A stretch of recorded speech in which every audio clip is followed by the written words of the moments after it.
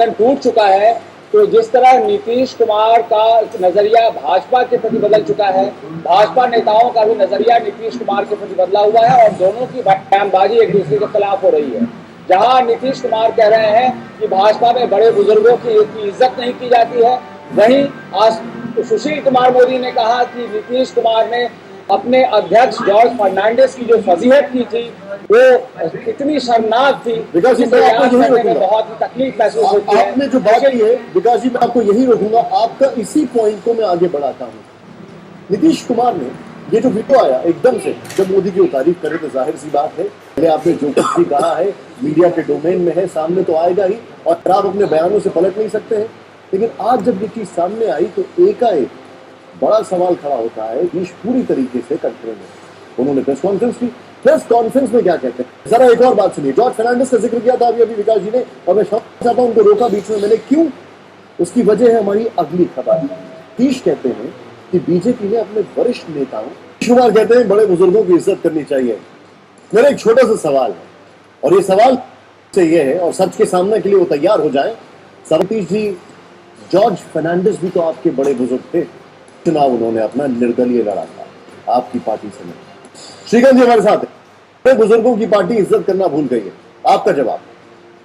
देखिए, नेताओं ने मोदी जी के सवाल का बहुत अच्छे से जवाब दिया है कि जॉर्ज फर्नांडिस साहब उन्हीं के बड़े नेता हैं और आज वो किस हालात में हैं ये देश अच्छे से जानता है। लेकिन निशांत जी, आज बड़ा सवाल ये है, फिर आप मुझे रोकना मत, आज बड़ा सवाल ये है कि जिस तरीके से बिहार की जनता को हमने कुशासन से मुक्ति दिलाई, इस तरीके से देश की जनता को भी कांग्रेस के कुशासन से निजात दिलानी है और उसीलिए जितनी भी ताकतें हैं कांग्रेस के खिलाफ सब एकजुट हो रही हैं और सबसे बड़ी फोर्स बनकर बीजेपी उभर के आ रही है। और हम यही अपील करते हैं देश की जनता को और कार्यकर्ताओं को कि भाई बीजेपी को मजबूत बनाओ अगर आपको इस कांग्रेस के और यूपीए के कुशासन से देश की जनता को मुक्ति दिलानी है। नीतीश कुमार जी और जेडीयू हमारे लिए कोई अब बहुत ज्यादा कोई अहमियत नहीं है। हमारे लिए 125 करोड़ जनता बड़ी अहमियत है। इस देश का गांव, इस देश का किसान, उसके खेत को पानी, उसके बच्चे को अच्छी शिक्षा, उसके परिवार को अच्छी चिकित्सा, ये हमारा लक्ष्य है और इस लक्ष्य को पूरा करने के लिए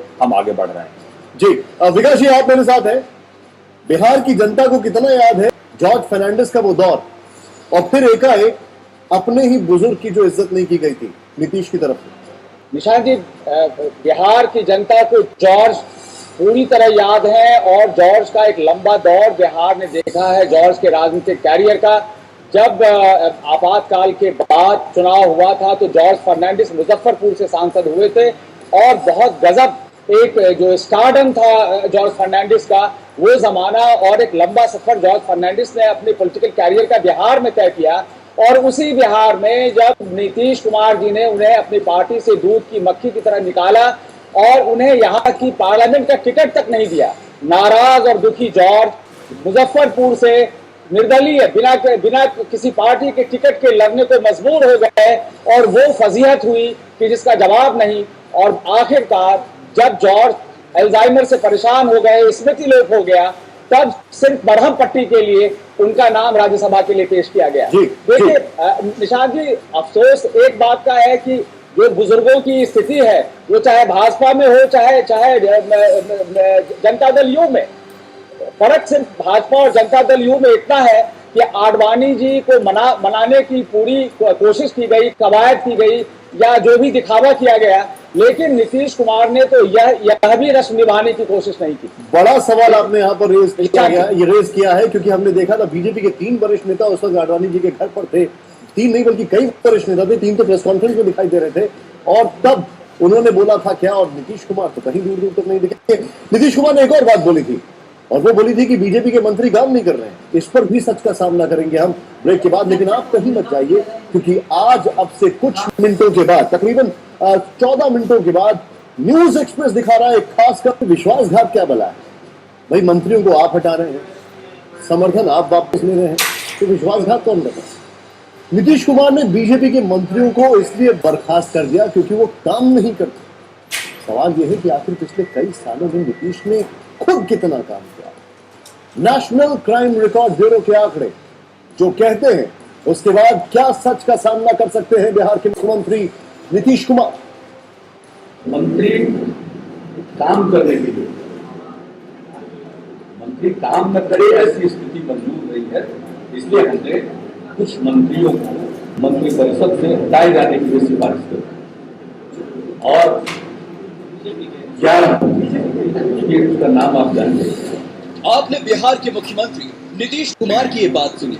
नीतीश कह रहे हैं कि बिहार सरकार से बीजेपी कोटे के 11 मंत्रियों को पद से हटा दिया जाए क्योंकि वो काम नहीं करते। अब यही सवाल नीतीश कुमार से। आप भी तो 2005 से बिहार की सत्ता के सरताज बने बैठे, लेकिन आपने क्या किया? बिहार में बढ़ रहे अपराध के ग्राफ को रोकने के लिए आपने क्या कदम उठाए? पिछले 8 सालों में बिहार में अपराधों की बाढ़ सी आ गई है। हत्या, रेप, लूट, डकैती और बच्चों के खिलाफ अपराध के मामलों में बेतहाशा इजाफा हो रहा है। पूरे प्रदेश में लोग खुद को असुरक्षित महसूस कर रहे हैं। लेकिन सुशासन बाबू, आप क्या कर रहे हैं? आप जरा नेशनल क्राइम रिकॉर्ड ब्यूरो के आंकड़े देखिए। ये बिहार की बेहद डरावनी तस्वीर पेश कर रही है। आप कहते हैं कि बिहार में आपने काम किया, लेकिन आंकड़े कहते हैं कि आपके सीएम बनने के बाद यानी कि 2006 से बिहार में रेप के मामलों में 40% का जबरदस्त इजाफा हुआ है। आंकड़े बताते हैं कि बिहार में महिलाओं की हालत बेहद दयनीय है। आप कहते हैं कि बिहार में सुशासन है, लेकिन एनसीआरबी के आंकड़े बताते हैं कि 2011 में बिहार महिलाओं के खिलाफ अपराध के मामलों में देश में 9वें नंबर पर रहा। इस साल महिलाओं के खिलाफ अपराध के 10,231 मामले सामने आए, जो कि पूरे देश में इस तरह के मामलों का 4.5% रहा। जबकि इससे 5 साल पहले यानी कि 2006 में महिलाओं के खिलाफ अपराध के 6,740 मामले सामने आए थे, जो कि देश भर में इस तरह के मामलों का 4.1% था। यानी कि 5 साल में महिलाओं के खिलाफ अपराधों में 3,491 मामलों का इजाफा हुआ। ये आंकड़े डराते भी और बिहार की एक बेहद शर्मनाक तस्वीर भी पेश करते हैं और साथ ही नीतीश बाबू के शासन पर भी कई सवाल खड़े करते हैं। सवाल ये कि क्या बिहार में अपराध बढ़ रहे हैं? आप क्या कर रहे हैं? आपके राज में महिलाओं के खिलाफ अपराध क्यों? कहां गया आपका सुशासन का वादा? क्या यही है? और क्या यही वजह है कि 2003 में आपने गुजरात के मुख्यमंत्री नरेंद्र मोदी की तारीफ की थी? बहरहाल, एक छोटी सी बात मैं आपको बताना चाह रहा हूं। सतीश कुमार हैं, जिन्होंने चुनाव जीता था राबड़ी देवी के खिलाफ राघोपुर में 2010 में। सबसे पहले उन्होंने कहा था कि आप गठबंधन न करें, और फिर नीतीश कुमार कहते हैं कि विश्वासघात किसने किया। फिर नीतीश कुमार ये कहते हैं कि बीजेपी के जो नेता है, मंत्री थे, वो काम नहीं कर रहे थे। श्रीकांत जी, आपका रिएक्शन इस पर? देखिए, नीतीश जी का जो बयान है वो बिल्कुल राजनीतिक नहीं है, बहुत बचकाना बयान है कि बीजेपी के मंत्री वहाँ काम नहीं कर रहे थे। हमारे पास स्वास्थ्य मंत्रालय है, हमारे पास में सरफेस ट्रांसपोर्ट है, सड़क हमारे पास थी। आज गुजरात, आज आप बिहार की सड़क देखें कितनी अच्छी वहाँ सड़कें हैं। और स्वास्थ्य मंत्रालय हमारे पास था, आज वहाँ डिस्पेंसरी में दवा मिलती है, डॉक्टर का है। तो हमारे काम को, हमारे बारे में नीतीश जी को ज़्यादा ना बताएं, और बिहार की जनता, 10.5 करोड़ जनता बहुत अच्छे से जानती है। लेकिन जहाँ तक मैं नीतीश जी के बारे में कोई बहुत ज़्यादा टिप्पणी नहीं करना चाहता। ये जो इनका फैसला है, ये बिल्कुल अहम में लिया गया फैसला है, और कहीं ना कहीं कांग्रेस की कठपुतली वो बन रहे हैं जी। और जहाँ तक ये सांप्रदायिक का जो हमको बखान जो पीढ़ी के लोग कर रहे हैं, तो अब ये कांग्रेस के पास जाएंगे, जिसके पास 1947 में सरेआम उन्होंने लोगों का कत्लेआम कराया प्रधानमंत्री बनने के लिए जी। 84 के दंगों में उन्होंने सिखों को जिंदा जलाया, और असम में अब बांग्लादेशी आकर असमिया, चाहे मुस्लिम है चाहे हिंदू है, उसको घर से भगा रहे हैं, उसकी जमीन पर कब्जा कर रहे हैं। तो ये सांप्रदायिकता का ढोंग अब ना करें। श्रीकांत जी, मैं आपको यहाँ पर रोकना चाहूंगा। बहुत बहुत शुक्रिया हमसे बात